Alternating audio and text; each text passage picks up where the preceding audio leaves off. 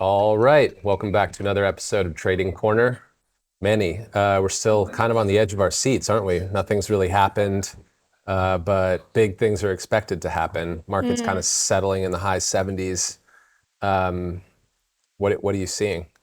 Yeah, it's been quite an interesting week. I think, last time we were talking, we were saying potentially the market's not covered some shorts. We got the reports in on Friday that actually the market did look to be covering a bit of those shorts last week. To be honest, in the stock market, we've had the absolute opposite.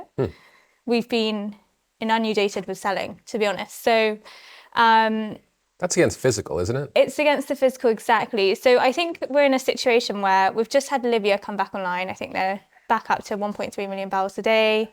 And I don't know if it caught the market off surprise, but for some reason or another, I think there are probably 2 to 3 cargoes that no one can really get rid of. Yep. And so it's really put a lot of pressure in back end October, early November pricing dates, which are basically back end of cargoes. Yeah. So I think we just have a couple of weeks where the refiners aren't fully back at their, max run rates yet, and you have this increase in light sweets, and the market just doesn't really know what to do with it. They don't really want to hold it because the backwardation on the curve is too strong for the demurrage.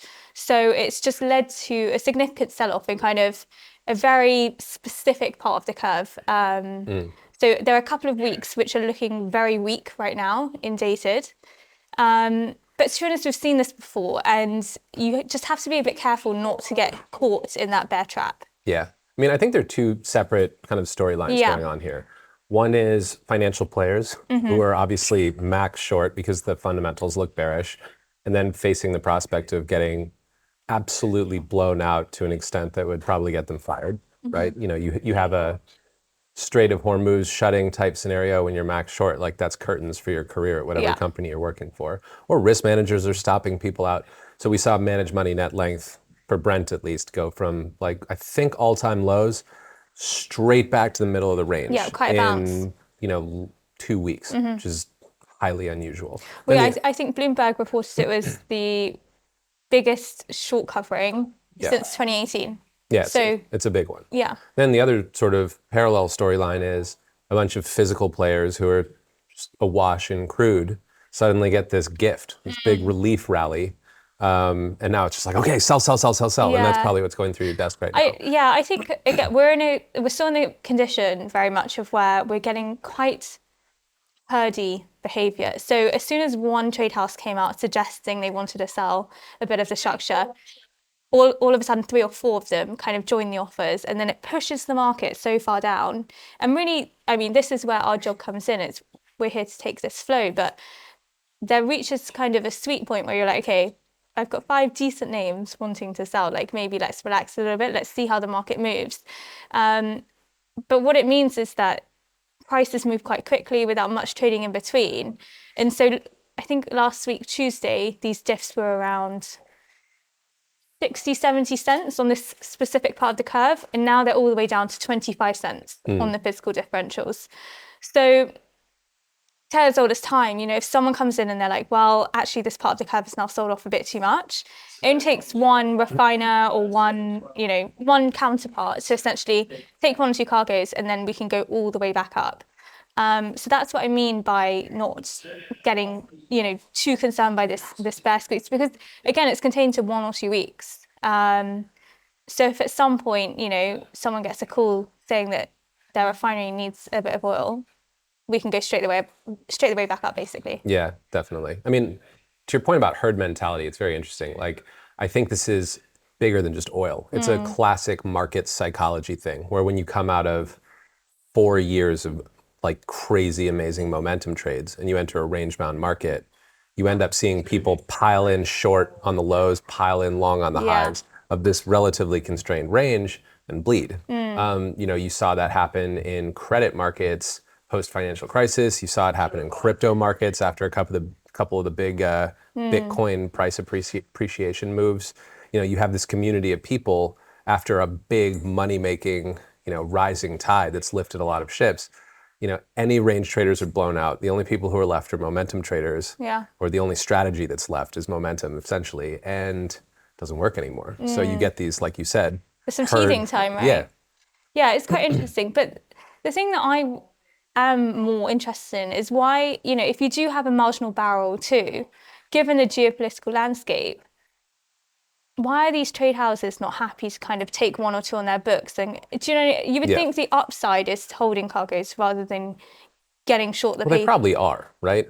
They're probably sitting on. The thing is, with physical, you only see one side of the trade, right? You're only seeing the swaps come through. But routinely during my physical shop days, you would see, in a scenario like this, the house is long physical, selling financial, but just not as much as they would need to sell in order to hedge 100% of the physical. So there's probably a lot of length sitting in there. It's just shadow length, and what the market sees is selling. And then if there is a lot of physical length out there, it's quite interesting as well because, margins are doing particularly well. Again, Yep. the geopolitical risk, let's say, some kind of shipping channels do get shut.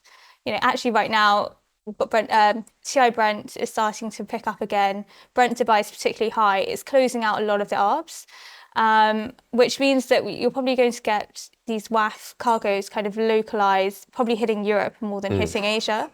So maybe some of it's from that, but TI is kind of priced up. You can't really land that competitively here.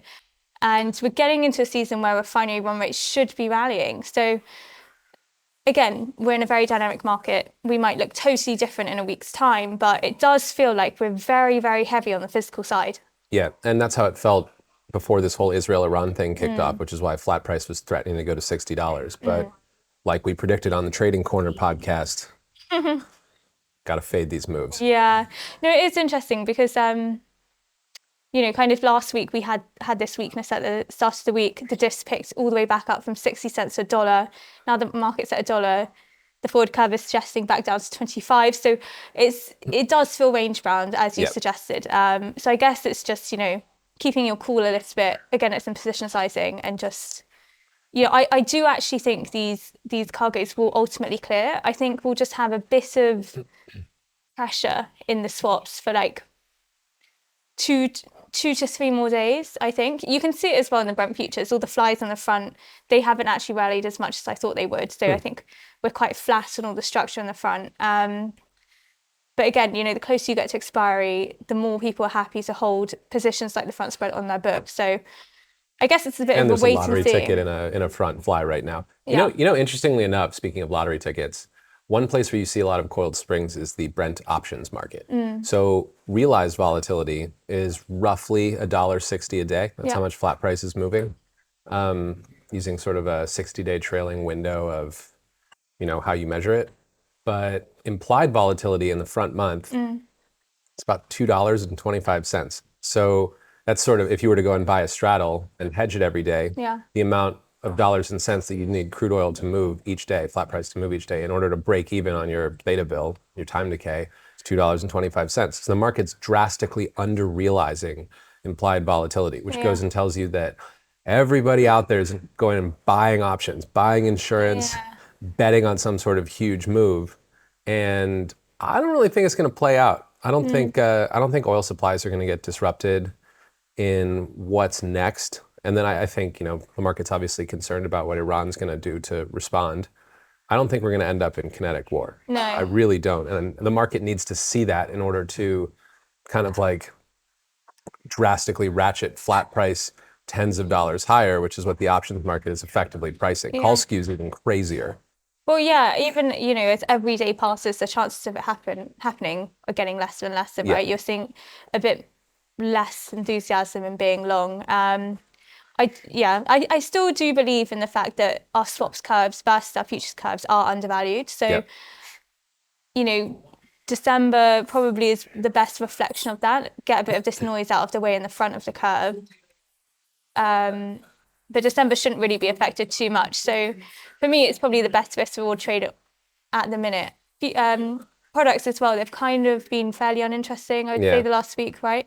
I mean, most things, like, unless you're actively trading diffs and spreads with kind of like a 1 to 3 day time horizon, which on a flow desk you absolutely are, right? But for most people at hedge funds, you aren't.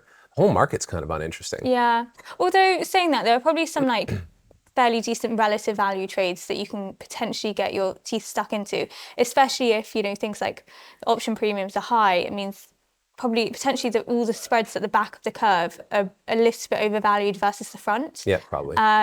So it could make some interesting kind of Cal 25 crack roll positions, which you might just want to hold on to. It's yeah, as you said, it's been fairly uninteresting. It's a tough one.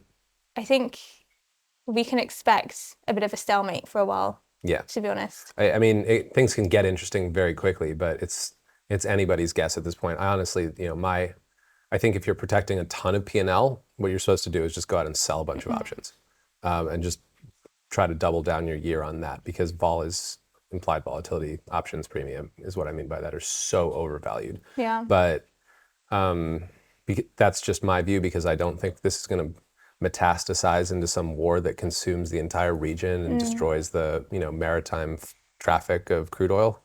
But, you know, if I'm wrong, I think, you know, the whole world is going to look different in a matter of days. Yeah. So I guess we'll see. Yeah. So freight also had a fairly interesting bit of price action last week. I think there was a bit of short covering coming in, you know, just with the threat of some of the shipping channels being shut, but it's totally reversed, although the whole rally basically. So when you say freight, I'm not the biggest freight person. Which routes do you look at? TD3C, and like what's the general trajectory of it? Yeah, so for me, because I do crude, the main ones I look at are dirty rates. So TD25 is a big one, that's US Gulf Coast into Europe. And then we look at also the TD3C, which is, it's kind of a proxy, it's WAF into Asia. So they're the two main ones. There are some that trade kind of in and around it. Would you say it's fair to say that in general, the trajectory of most freight curves has been big rally into this Israel-Iran thing, and now a bit of an easing as, you know, kind of like the inverse of, well, actually the same as flat price. Same as flat price, yeah. Yeah, exactly. So also a lot of the arbs are shut. So really freight shouldn't be the contract that's bought the most at the minute. We need to see Brent really starting to weaken for freight to pick up again. Yeah. So yeah, it does feel like everything's fairly range bound. I think the market's not expecting anything massive to really happen. We're going to get a bit of softening in Europe from these few cargoes that it will eventually reach a point where refiners are happy to pick them up. It doesn't feel like we're quite at that point yet. I think maybe we've got another 20 cents on the curve to go. And then I think we'll probably pick back up on those physical differentials, and refiners will start running in Europe again. Yeah, expensive freight is really the last thing that Europe needs right now. For sure. Bunch of local grades, oversupply. It's just this cesspit of Yeah. crude. Well, yeah, high Brent Dubai and high TI Brent's going to price it out as well. So yeah, I think for now we'll just get a little bit of that local pressure in Europe. And that's pressure to be bought into, in your opinion. I think it's to be bought into, yeah. With what kind of time horizon? So I think probably the next week or so we'll still continue to see that selling. The closer we get to expiry, so maybe about this time next week, I'd expect us to kind of bottomed out. Okay. And then basically, if you're long that stuff, you're playing for geopolitical conflagration. That's your lottery ticket, or even if not, you know, just kind of a general price appreciation for what, 2 weeks, 4 weeks, something like that? Yeah, probably into pricing, to be honest. Okay. If you're looking at diffs of around 20 cents, potentially you've got, you know, good dollar upside. Downside, it's very capped, I would say. Sounds like a good trade. Let's see. All right. Well, nice talking to you. Catch up next week. Catch up next week.